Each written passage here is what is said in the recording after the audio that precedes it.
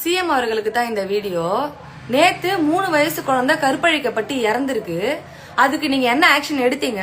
இல்ல இதுக்கு மேலேயாவது எடுப்பீங்களா? இதை ஏன் நான் கேக்குறேன்னா, இதுக்கப்புறம் இந்த மாதிரி ஒரு குழந்தையோ இல்ல முதியோர்களோ இல்ல இளம்பெண்களோ பாதிப்படைய கூடாதுன்றதுனால நான் கேக்குறேன். இது என்னோட கேள்வி மட்டும் இல்ல, ஒரு மக்களோட கேள்வியும் கூட. இப்ப அந்த குழந்தைய அந்த நிலைமைக்கு ஆளாக்குனவங்களுக்கு நீங்க சிறை தண்டனையோ அபராதமோ விதிக்க கூடாது. இது நான் அடிக்கடி இந்த குழந்தைங்களுக்கு இப்படி நடந்துட்டு இருக்கு. நீங்க அபராதம் விதிச்சு சிறை தண்டனை கொடுக்கறதெல்லாம் இங்க விஷயமே இல்ல.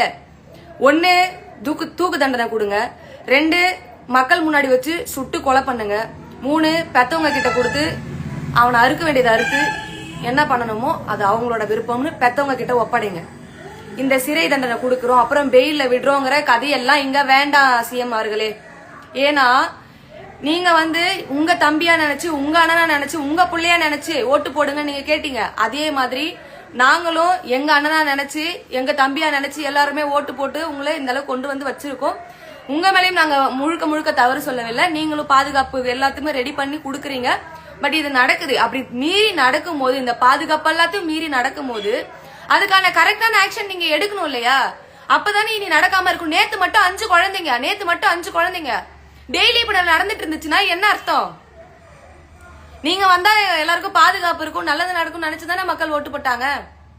உங்க கடமையை நீங்க செய்தாலும் இது இந்த தவறு எங்க இருந்து வருதுன்னு கொஞ்சம் அதுக்கான ஆக்ஷன் எடுங்க. இப்போ ஒண்ணு சுட்டு கொலை பண்றது, இல்லையா தூக்கு தண்டனை, இல்லையா பெத்தவங்க கிட்ட விட்டு அவனை அறுக்க வேண்டியதை அறுக்கணும்.